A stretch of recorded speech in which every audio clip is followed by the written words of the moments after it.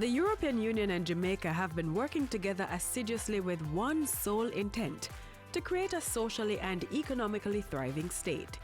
This rich history of cooperation is extended among the other African, Caribbean, and Pacific Group members. The legal base of it is Cotonou Agreement.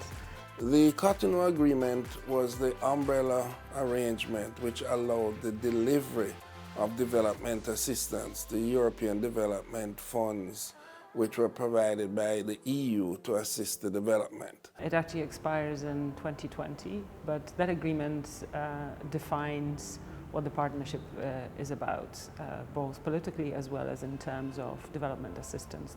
The priorities, despite common belief, are never identified by us alone. So we do not come in and impose any area on the government or the people of Jamaica.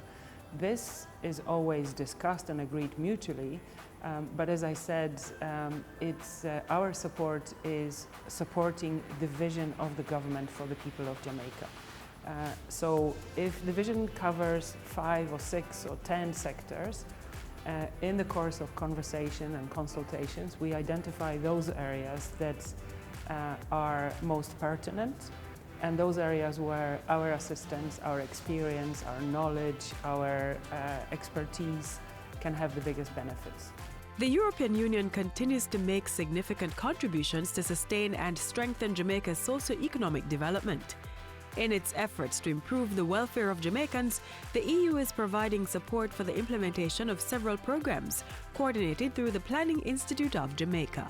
We've had a strong partnership over the 43 years with some 1.2 billion euros being given to Jamaica in the context of our development programs. And we've seen strong collaboration in areas such as justice, in agriculture, and specifically in sugar, what we call accompanying measures to both sugar and banana. But the other shared priorities that make this partnership very important are global issues. Today, probably the most important issue, apart from peace, is climate change. The European Union has signed a budget support for the power sector in Jamaica. A total of $14 million has been allocated to the sector and will see to the implementation of our climate-resilient national plan. This national plan will enable approximately 40 livelihood projects in communities across Jamaica.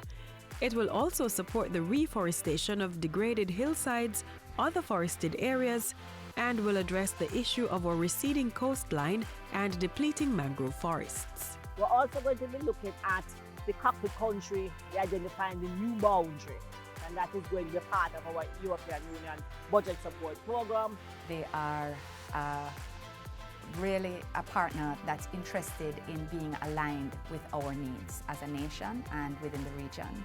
So Jamaica benefits from not only the National Indicative Program. In 2016, the European Union granted $3.3 billion to the Ministry of Justice. This allocation fueled the government's justice reform program. What we are witnessing today is the handing over of high-tech video link and digital audio recording system. Indeed, today can best be described as a shining moment for the court system in Jamaica, as another giant step has been taken by the Justice Ministry in collaboration with the European Union to upgrade and improve the technological infrastructure of courts island-wide. The modernization of the court's infrastructure is a critical plank of the government's thrust to provide a new, welcoming and refreshing environment for our judges as well as our people who interface with the justice system. The EU's commitment extends to the health sector through investments under the Poverty Reduction Program. This is an initiative designed to provide quality access to basic infrastructure and services, including sanitation, water and health in underserved communities.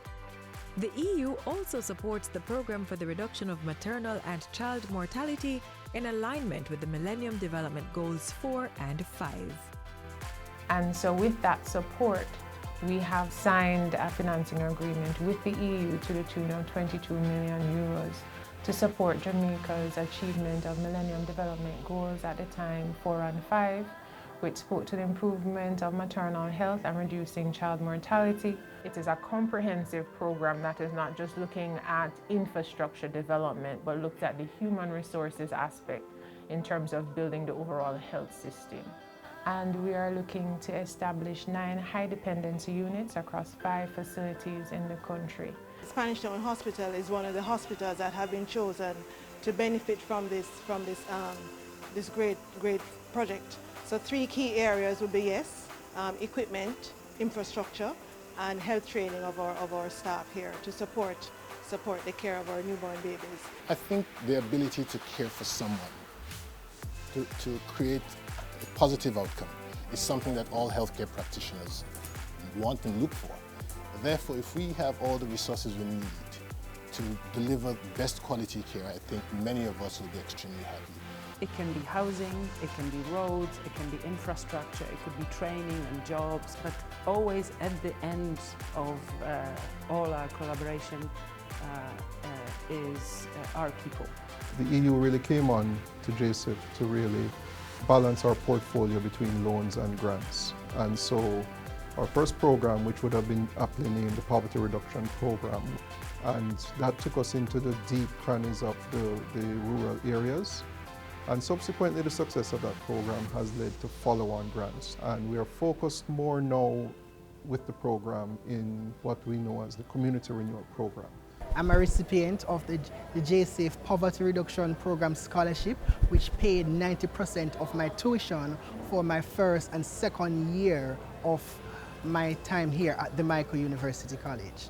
The PRP scholarship didn't only give us or help us financially, but personally, because every 3 months we have a personal development session.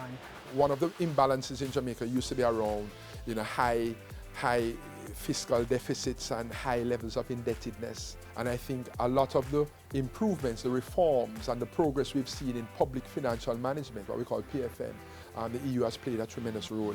They were the first to really engage in terms of from a budget support modality and really engaging us in Jamaica in that manner. And we've seen even greater improvements by Jamaica in the area of public financial management, trying to put in place institutions and regulations, legislation to entrench what we call fiscal discipline. The system works, and we are seeing that emerging in Jamaica. Robust systems of public financial management, robust systems of overall macroeconomic management and I think that augurs very well for the country.